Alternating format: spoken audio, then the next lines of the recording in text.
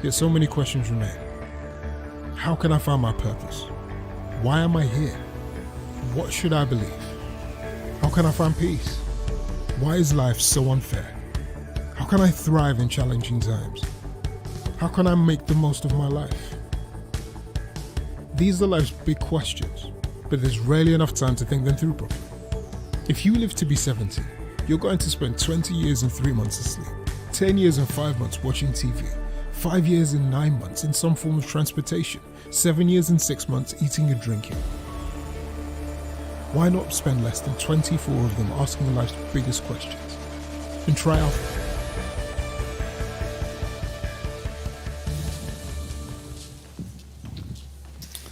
Well, good morning, Lakeland family. Good to see you. To those of you at home, welcome as well. Look to the person next to you and say, good morning, welcome to church. Go ahead and do that. Once again, say to the person on the other side, thanks so much for sitting next to me. They could have sat with somebody else, but they sat next to you. That's so great. We have 2 more weeks in the book of Ecclesiastes, but we're going to come back to those next week and the week after, because today we want to talk about a ministry that's a part of Lakeland that is very significant, and we need to understand it more than just hear a little about it. And that ministry, one that God has used for us many, many, many, many times, is a ministry called Alpha. And in it, we're going to hear today about the Lord Jesus Christ, who says of himself, I am the way, the truth, and the life. He doesn't point to the way. He doesn't just teach the truth.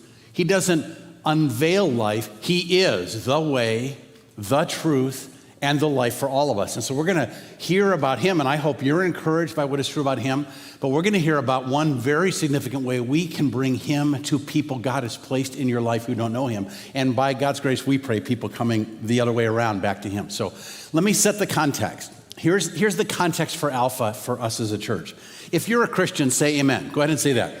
Now, if you mean what we mean by that, what that means is more than that you're just religious and going to church and that sort of thing. What it means is you've actually had something happen inside of you.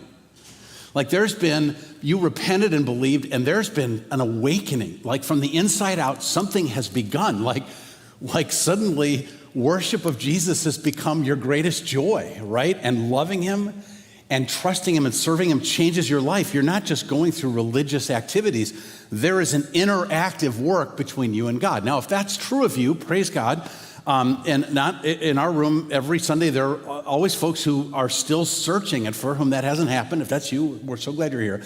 But if that's happened to you, it's happened because someone told you about him. Is that right? Amen? If that's true of you? This is how God works.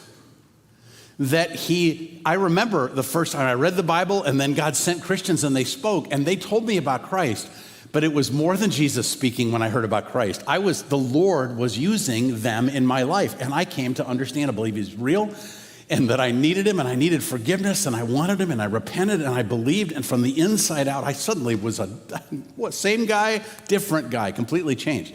But when God does that in our lives, he does not then withdraw us from the world in which we're living. Because had he withdrawn the person who spoke to you from the world, you never would have heard. He actually keeps us in the world in which we were born again, because he wants us to love and pray for and share him with the people he's placed us among. Your neighbors, your coworkers, your family and friends are your God-ordained mission field. We're here to share him with people. And that's not just true of us. We try to bless people, and we've spoken about that. But it's also true for us as a whole church. So I thought what I'd like to do is just take a moment and explain how we as a church are trying collectively to bring the gospel to people in this community, because you're a part of it, and then you can join in. It's what our strategy is. The Lord has commissioned us, along with every other church, to make disciples of all nations. And so let me just unpack this from the inside out. And I would say our strategy to bring Christ to people at the core starts with the fact that we have a faith that's worth sharing. That we actually are alive to God. That when we gather, the Lord is working in our midst and evoking worship. He's changing our lives. We love him. That's our mission, is to help people treasure Christ. And as we do, and we start wanting, when you love something, you want to share it with people, you see people differently, that we would treasure Christ and see people, all people as of value, all people as reachable, all people that God wants us to reach out to as we join his mission of grace. So it starts with something real happening in us. Then I would say the next layer is that we're welcoming. As folks come to join us, people must belong often before they believe. And so welcoming, it matters that you say hi to friends or people you don't know who are here. But that also means that our web presence is engaging. And I go on and I'm like, ooh, I like that. And in fact, there are a bunch of you in this room whose first contact with Lakeland in the last 2 years was our website. And God used that. It matters when we're in church that when I'm speaking, I'm mindful that there are folks who've been Christians for 40 years and some who aren't even sure what it is or if they even want to be one. And without lowering the content of our message, we want to make everything we do accessible to everyone, to get rid of insider language and to talk in English, if you will. And so we want to be welcoming. Beyond that, we actually have a fair number of things we'd call gathering events. And gathering events, we have them every month, more than every month. They are things like golf outings and the Fall Fest and parents' summers at the park, which are chances for folks who are here to do things that I hope are fun. Fun is good. Would you agree fun is good? Fun is a serious matter in my strategy, okay? Because we got to enjoy each other. And so gathering with others where you can start becoming attached to folks, you can't just sit in a service and be part of a family. And so we have a number of gathering events, men's, women's, children's, families, all of those things so that people who come here can get attached and so that you have something you can invite people to who are friends that they'll actually enjoy that as well. So 3 layers. Now we go to the 4th. If the first 3 are sort of passive, we're trying to be welcoming. The 4th is how it is that we try to move out. And not only are we, as we try to move out, I pray that you're praying for your neighbors and coworkers and loving and blessing them. But for us as a church, we're trying to, these 4 needs, we're trying to stand in Gurnee and Grayslake at places where people feel need, where the wheels come off, the train gets derailed. And so those can be things like families with marriage struggles, divorce recovery. My kids are going AWOL. We don't know what to do with them. And so that's why we're doing more and more with the Family Resource Center, which is going up online. That's why the Intentional Parenting Conference isn't just for us. It's actually something you can invite friends to. It is, if you will, pre-evangelism in talking about how it is that God's intended us to be intentional. So family events are one area. A second, we want to serve servers. People who are serving, especially have hard jobs. So that's the reason for Care for Nurses, which we're doing with Lavinia, which is trying to help you offer gratitude to nurses who don't get much gratitude and then further supports on the website. And that's what this is about. And so please grab those and bring them. The third is grieving. We're actually at this point, we put this brochure together, took it to 7 funeral homes. We're doing about 1 funeral a week right now for people outside of our church. There are 4 families in this room right now because we've done a funeral for them in the last year. And so we offer services for free, our building for free, lunches for free, to be present with folks at a really, really difficult time, and then Grief Share to follow that up. And then some of the things you've already heard as we try to care for the vulnerable with children in Chicago Lydia Home and unwed moms who are much more likely to be impoverished and things like that. So that's our strategy to move out. And the 5th thing is all the way along the way we're sharing the gospel. But one great way we do that, one unique way we do that is this thing we call Alpha. It's a class that we've run for more than 15 years. We have had 4 or 5 complete different teams run it, but we've relaunched it because it's been so powerfully used by God for us. So we didn't create Alpha. Alpha was created in the late 70s in England at a church called Holy Trinity Brompton. Since then, 28 million people have been through the Alpha course worldwide. And most of those who come because of word of mouth. So someone went to a course, was so impacted by the course, they talked to other people and they came. So that you would understand Alpha, and I hope that we have a bit of an experience of what an Alpha night looks like today, would help empower you to be a part of that very thing. Now, clearly, if 28 million people have gone to a class, it's getting media attention. Here are some of the things that have been said in the media. The New York Times calls Alpha a novel approach to Christian education that has been catching on nationwide. Time magazine said, many claim Alpha has changed their lives and appear genuinely happier for the experience. The Independent newspaper in the UK says it is the world's most popular course on Christianity. The Guardian in the UK says what Alpha offers and what is attracting thousands of people is permission, rare in our culture, to discuss the big questions, life and death, and where we find meaning. The Times said what distinguishes Alpha from other initiatives is an easygoing, relaxed feel of the proceedings and its astonishing success. And the Express said Alpha makes Christianity relevant to modern life. Now, the truth is, Christianity is relevant to the modern life, but most people have no idea how. Alpha is an incredible environment in which that takes place. So let me just explain what it is concretely. What's Alpha look like? It is a 10-week class that meets in the evenings. Ours begins, what's our first date? The 6th of September, which is what day of the week? It is Wednesday evenings. I can miss those things. Wednesday night, starting September 6th. A typical evening begins with dinner. The Alpha team is forbidden to talk about church or God. Forbidden. Because the whole point is we're all people, and so we need to connect. After dinner, you watch a video, a talk, and there are 10 of them, and we're going to hear the first one in a minute, which successively layer the message of Christianity in a way that is very easy to understand. And then after dinner, you grab dessert, and in circles, you talk. You just share the two questions. What'd you think about what you just heard, and how'd you feel about it? Now, I think the way that God has used Alpha so well is that it's found a way to convey in its training a culture. There's a culture to what that circle feels like.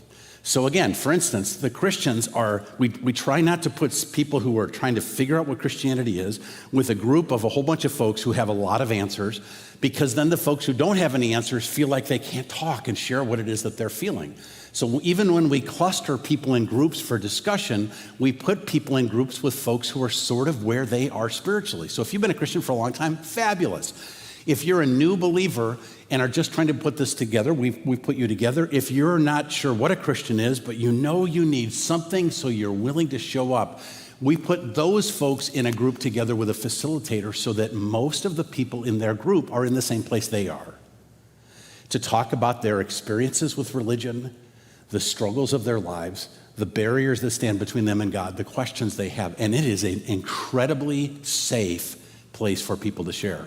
I think we've had, I'm guessing, more than 95% of the seekers that have come to Alphas at Lakelands over the years have become Christians. Because the gospel does what the gospel does.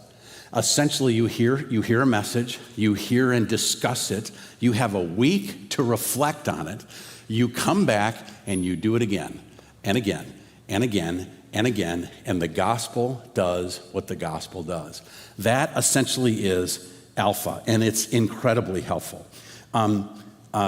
Hear now the testimony of one of our own who came to Christ through Alpha. Go ahead, can we listen to My that? name is Alex, and I found out about Alpha through one of my friends. My first experience at Alpha was very uplifting. I was nervous walking in. However, everybody was very warm and welcoming, and I felt like I actually belonged there. I kept coming back to Alpha because I wanted to know more about my faith. Everyone actually wanted to get to know me and not focus so much on my past and pry and make me feel shameful of everything. And I really loved that feeling. I loved being able to be myself, and it brought a lot of joy to me throughout that the whole season. I learned to be more transparent with my story, my testimony with other people, and I built a lot of relationships, a lot of them that really have encouraged my walk with the Lord, and that is something that I learned to pour into other people. So what's fascinating about Alex's story is, what did she feel? She talked about what it felt like. And they were things like it felt safe, it felt accepting, etc. The one thing Alex didn't share in her story was she heard what it meant to be a Christian and she became one, right? And so then Alex joined our Alpha team. She's been baptized, has been a part of our church for several years, and her awakening to Jesus took place in this environment that was as wonderful as what you just heard. So here's what we're gonna do. Let me introduce the speaker of our video, and then we're going to hear together the first talk. That's what we're going to do, so you have a good sense for what it is. Nicky Gumbel is the name of the man who has been the pastor at Holy Trinity Brompton for years. Alpha actually started before he came, but Nicky was an attorney. He had been so for years. He was an atheist, pretty clear about his atheism, but then realized he didn't actually understand a lot about what he said he didn't believe in. And a little of his story he'll share here. He ended up being so transformed that he left his profession as an attorney, went to seminary, became a pastor of an Anglican church, and began teaching Alpha to share with people what it is that he hoped and wished that he had heard when he was younger. So I trust your heart will be encouraged for the opening of the word in a little bit different way today that we hear from Nicky. Can we go ahead and hear the first video?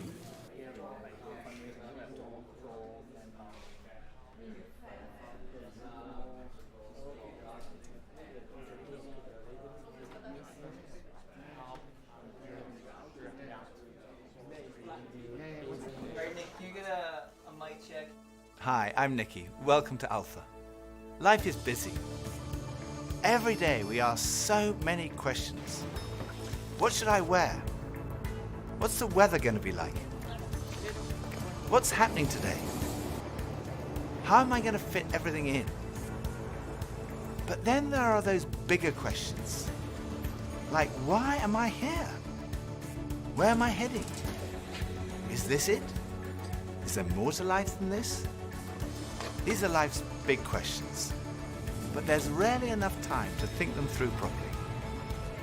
We all have different perspectives on the meaning of life and faith, and Alpha is an opportunity to explore life's big questions. This is a great place to come together and talk about them openly and honestly. I'm Gemma. I'm Toby. And this is Alpha.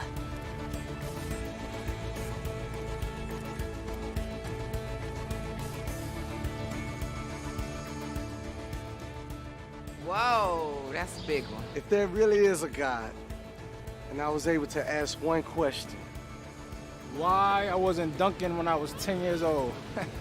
That's a good one. What's next? That'd be my question. I'll probably ask him to win numbers on the lottery number, probably. So I can go and retire. What's heaven like? I'd probably ask him, what is he scared of? I don't think I would ask God a question, because I don't want to know. What happens when I die? Can I come back? Why couldn't my parents stay together when I was a kid? How did I get on this path that I'm on? What their plan was for all this and whether or not we lived up to it. Am I doing this right? How'd I do? How'd I do? That's what I'd ask. How'd I do? If what I'm doing is kind of like aligned with my purpose in life, I would ask God, are we cool? I guess the ultimate question would be why? Why this and not nothing? Why do bad things happen to good people? Why the struggle? I would ask him why he made life so hard sometimes. Friends of mine told me that the first night they came to Alpha, they sat in their car for half an hour waiting and watching people going in. And eventually when they'd seen enough normal looking people going in, they thought they'd give it a try. And one thing that might be going through your mind is, am I going to be the only one there who doesn't believe all this stuff, who's not a Christian, that doesn't go to church? Well, if that's you, then you're in the right place. Alpha is designed for people who wouldn't call themselves Christians or who are not regular churchgoers. It might feel a bit strange to be discussing life and faith with people that you've never met before. But the best thing about Alpha is often the great friendships that are formed over the weeks. For much of my life, I was not remotely interested in Christianity. In fact, I didn't think I'd ever come to something like Alpha. I was not brought up as a Christian. My father was a secular Jew. He was an agnostic, and my mother didn't go to church, and I had no interest at all in Christianity.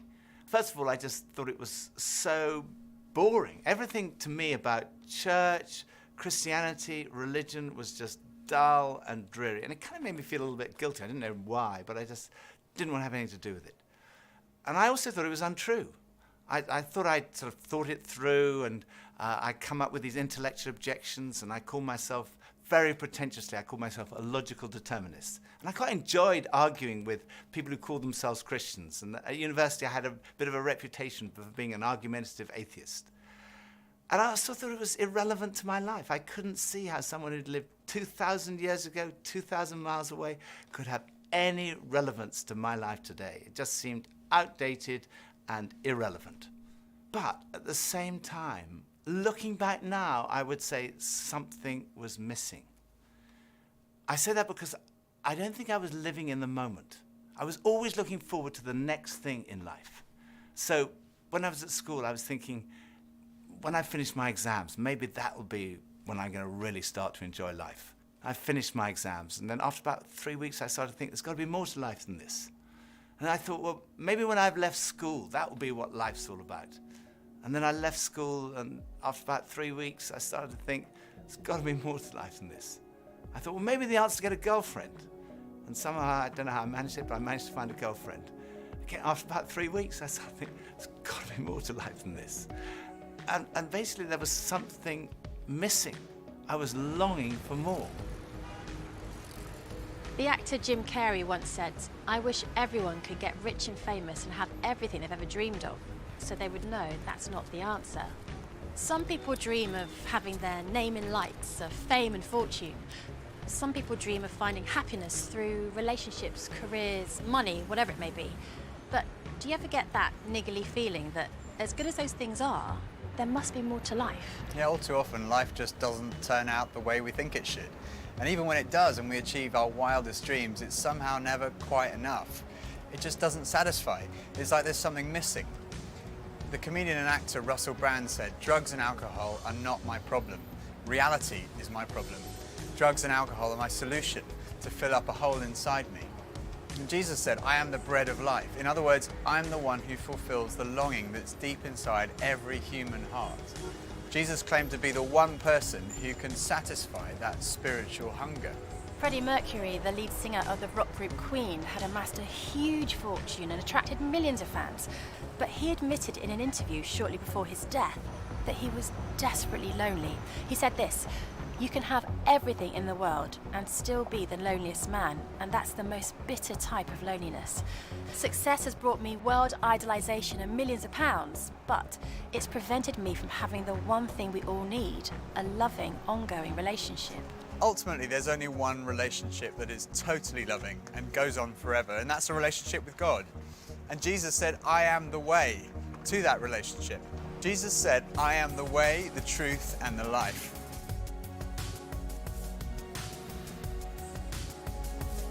As of lately, a lot of picnics. Traveling, games, and fishing. Yoga, poetry, kissing. Love fishing. Skateboarding. Basketball. Basketball makes me happy. You want to go first? Love. Yeah, love is good. Shopping. Coffee. That's an easy one. Meeting new people makes me happy. Positive energy. People around me. Vacation, food, puppies. Getting my nails done makes me Music.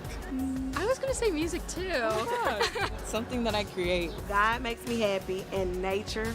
Nature. Biking around. A good sunset. Connecting with people. Looking at trees and everything and it's just all a miracle for me. Feeling like I don't have any pressure on me makes me happy. Feeling like there's some purpose in my life. A good nap.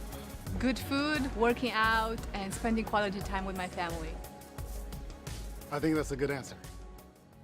When I was about 17, I was sitting having a burger with two friends, and we were looking out the window and commenting on a few of the stores across the street, and I suddenly realized that I couldn't read any of the signs, even if I squinted. So I asked if I could borrow one of my friend's pair of glasses, and as soon as I put them on, I realized I could see everything, like colors, shapes, words. I was amazed at how everything was so clear. And I could see before, but now I could really see. And to me, that's the best way to describe the difference that Jesus makes. Jesus is the lens through which we see God, and he's also the lens by which we see the world in a totally different way. Jesus said, "I am the truth." Some people's response to a Christian might be, Well, it's great for you. You found meaning and purpose in your life, but it's not for me. But when you think about it, that's not actually a logical position, because if Christianity is true, it's of vital importance to every one of us. And if it's not true, it's not great for us, because it means we're deluded. C.S. Lewis was one of the great intellectual giants of the 20th century, probably best known as the author of the Chronicles of Narnia. He said this: Christianity, if false, is of no importance, and if true, of infinite importance. The only thing it cannot be is moderately important. I come from a family of lawyers, so naturally I wanted to look at the original documents and sources. I never really looked at the evidence before, and I was astonished at how much evidence there is for the life, death, and resurrection of Jesus. For me, it was through reading these documents that we find in the New Testament that I came to the conclusion it's true. One of the last cases I did as a lawyer was in the Court of Appeal in front of Lord Denning, an absolutely brilliant mind, perhaps the greatest judge of the 20th century. He said on one occasion that his Bible was his most tattered book in his library. He'd examined the evidence really carefully, and he came to the conclusion it's true. One former professor of history at Oxford University described the resurrection as the best attested fact in history. I hadn't realized how many of the pioneers of modern science were believers. Descartes, Newton, Kepler, Galileo, Locke, Copernicus, Faraday, Kelvin, Pasteur. Francis Collins, one of the greatest scientists of our time, was director of the Human Genome Project, mapping the 3 billion letters in the human DNA, considered by many to be the most significant scientific undertaking of our time. He describes how he encountered Jesus and came to believe in the truth of Christianity. Well, in the home where I grew up, faith was not something that was talked about very much. My father was a professor of drama, my mother a playwright.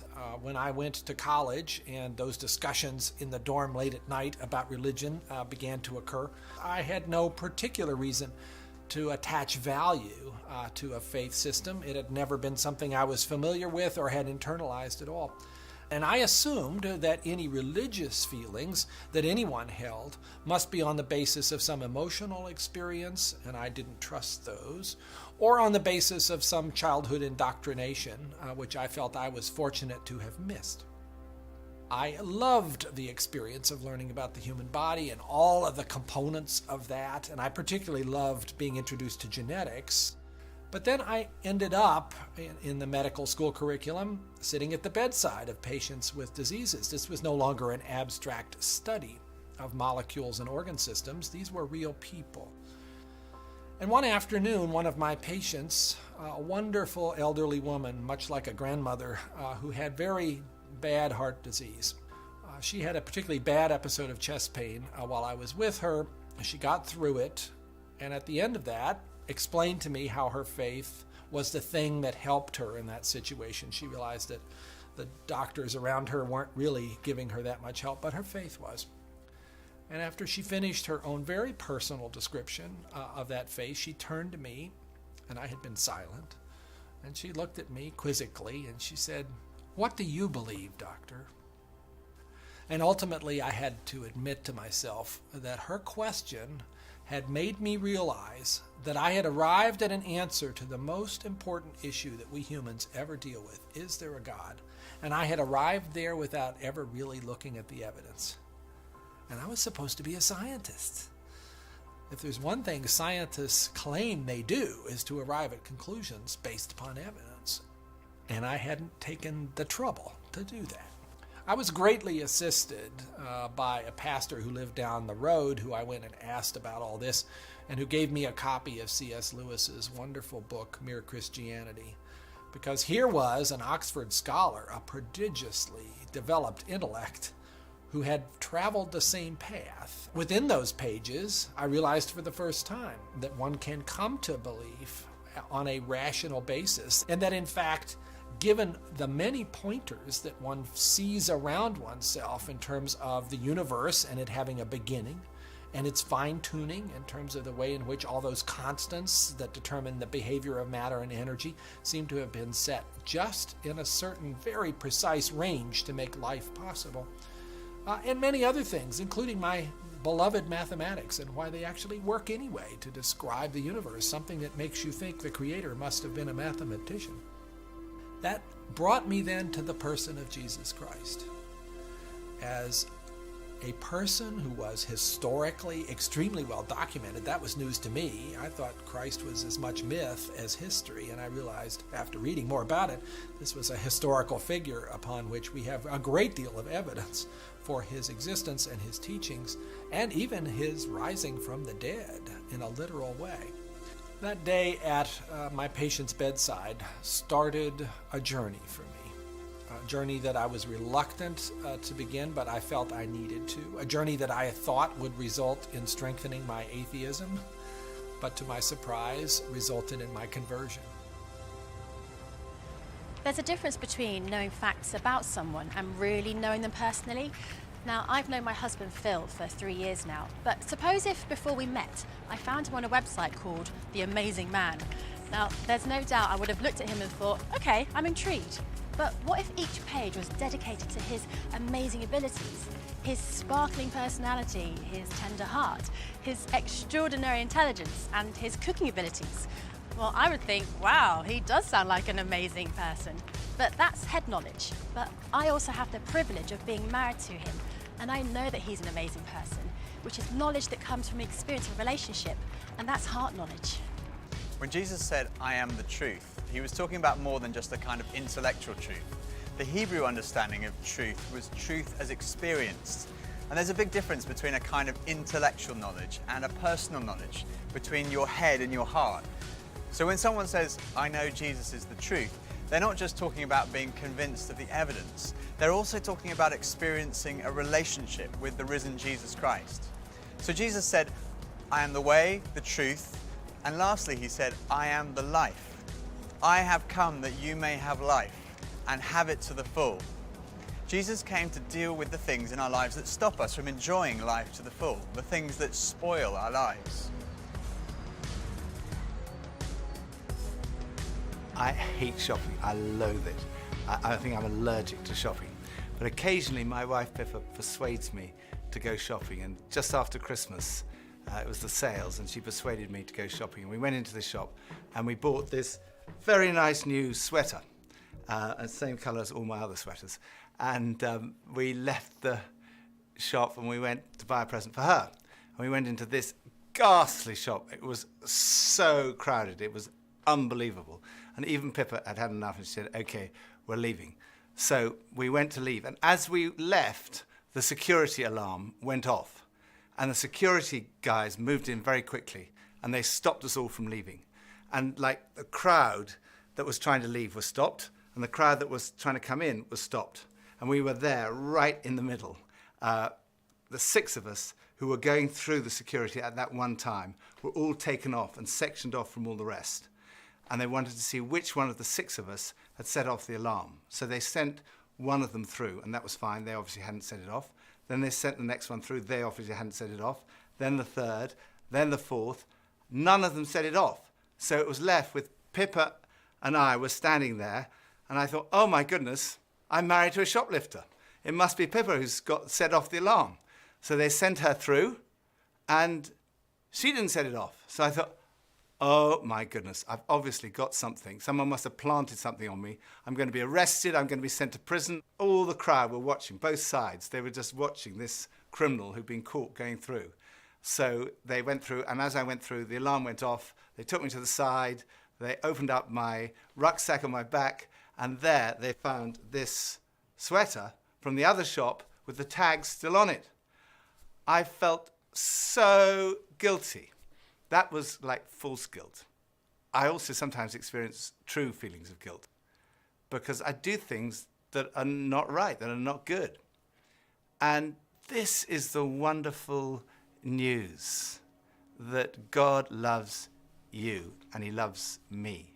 God came in the person of his Son, Jesus Christ, to die for you and for me. And on the cross, he took all of your guilt, all of my guilt, everything you've ever done wrong, everything I've ever done wrong, said wrong, thought wrong, and he died in our place in order that we could be forgiven. And forgiveness, C.S. Lewis said, it's like a recording of our life, wiped completely clean.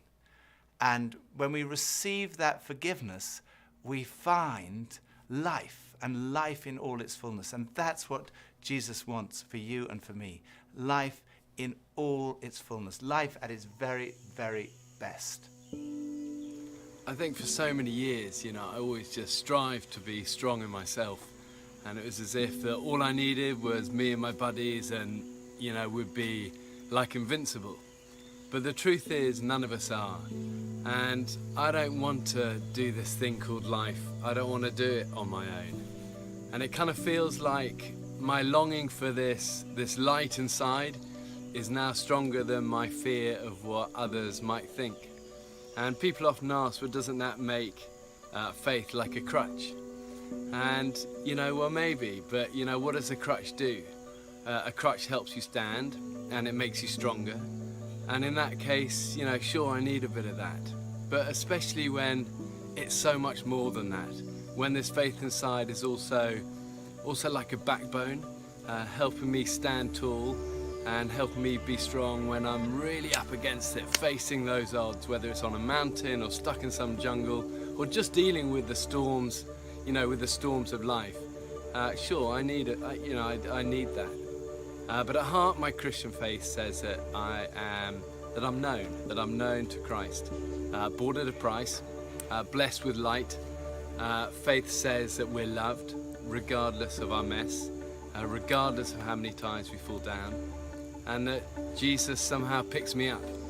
And sure, I'll reach out to that. Why wouldn't I? I used to think Christianity was boring, untrue, and irrelevant. But when I read about Jesus, I realized he was anything but. Jesus said he's the way to God. He's the one who brings meaning and purpose to your life. He said he's the truth. He said he's the life. That true fulfillment is found in a relationship with God through him. Alpha is a place where you can be yourself. You can say what you think and challenge everything. No question is too complex or too simple. And what your point of view is as important as anyone else's. And over the weeks ahead, we are going on a journey together, an adventure to explore the questions of life, faith, and meaning. Think of it this way. If you live to be 70, you're going to spend 20 years and 3 months asleep, 10 years and 5 months watching TV, 5 years and 9 months in some form of transportation, 7 years and 6 months eating and drinking. You have approximately 570,000 hours left to live. So why not spend less than 24 of them asking life's biggest questions? Welcome to Alpha.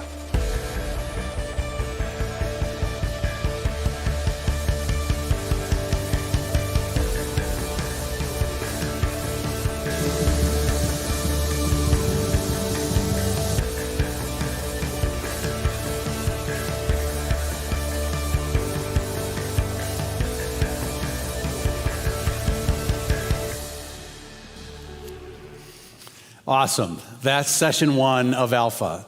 And if this were can we turn the lights on? They're coming on. If not, you can see my silhouette. Hi, I'm Dan. That's me up front. If this were Alpha, we would now grab dessert and we'd go to our groups. And the 2 questions we would always answer are, what'd you think about what you just heard? And how'd you feel about it? It is our hope, of course, in this is that as people have a chance to process and share, the gospel does what the gospel does. It is so helpful to not just have a place to answer questions, because everyone has questions, but to have a place to talk about what your experiences in the past have been that are barriers to you being open to God. And that's what this offers. So who is Alpha for? It is obviously for people investigating Christianity. If someone says, if they identify with that notion, I'm looking for something and I don't know what it is. If that may be you here or online, that's especially what Alpha was created for. You will not be put on the spot. You will not be embarrassed. We just say, come to the intro dinner. Just come to the one night. We dare you.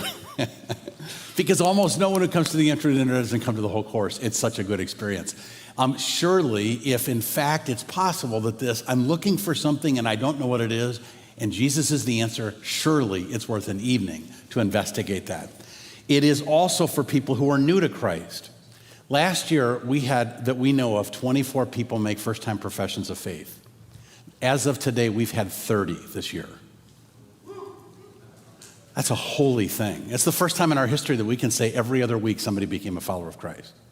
So in our midst, I'm looking around, I'm seeing some folks for whom this is all pretty new. And you're here because you know this is real and right, but you're still trying to put it all together.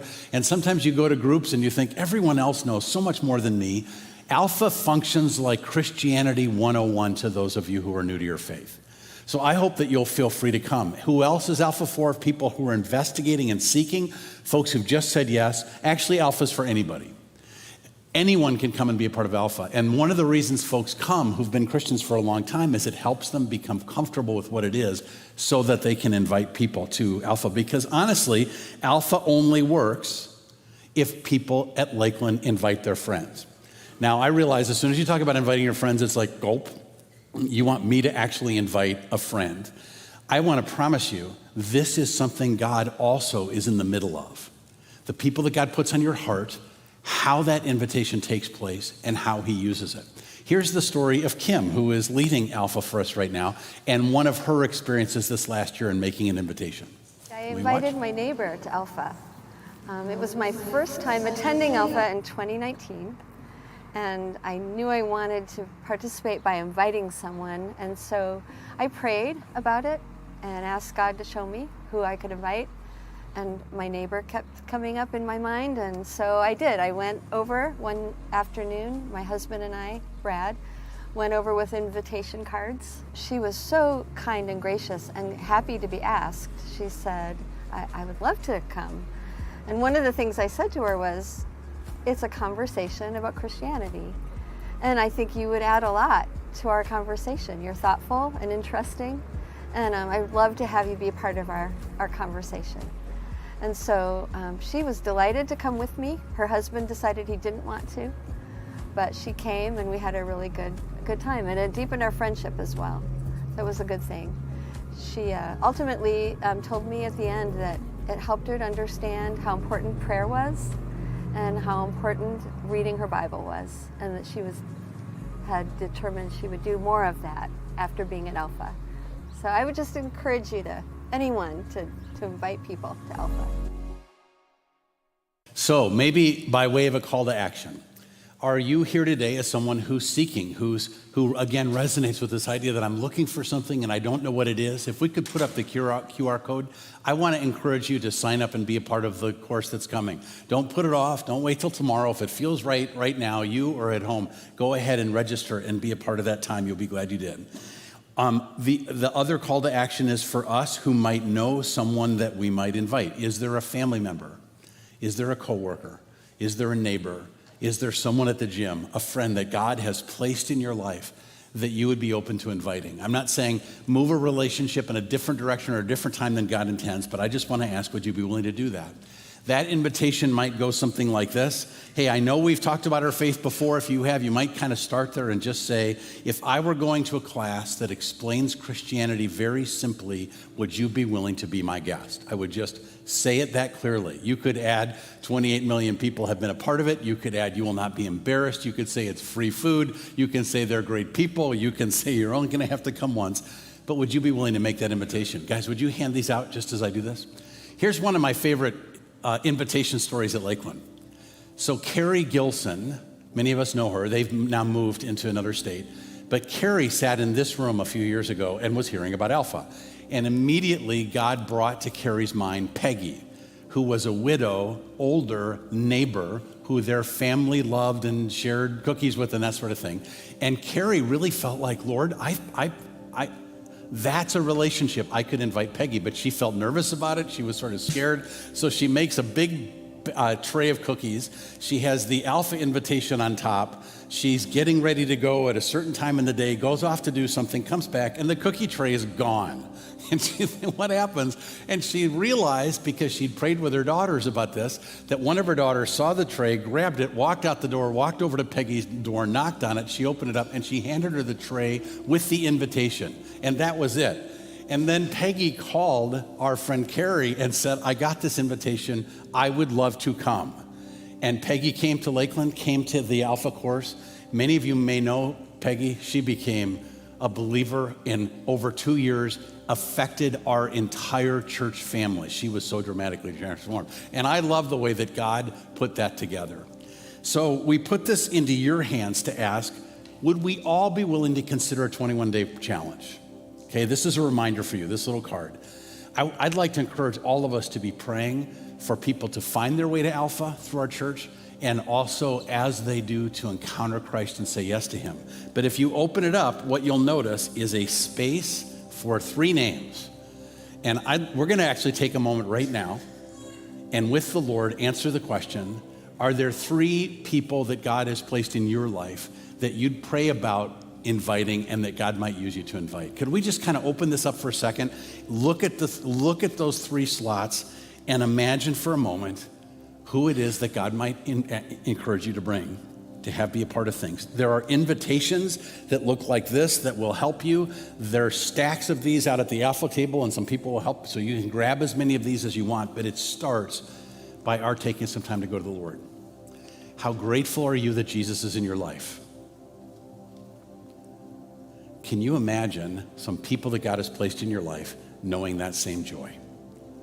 Could we just take a moment? Father, I'm going to just give us a minute right now to sit before you, and we're going to say thank you for your kind work in our lives that we're followers of you. Thank you for the mission you've called us to. Would you in this moment, I pray, bring to our minds the names of people in whom you're already working. And I pray as we take a minute right now to write down names in this little card, Father, that you would begin a movement in their lives that leads to their hearing the gospel and experiencing your love and saying yes to you. So Lord, we take a few minutes right now with you around this. Lead us. Can we just take a minute for each of us with the Lord to consider and fill this out? Let's go ahead and do that. There are pens on the chair in front of you.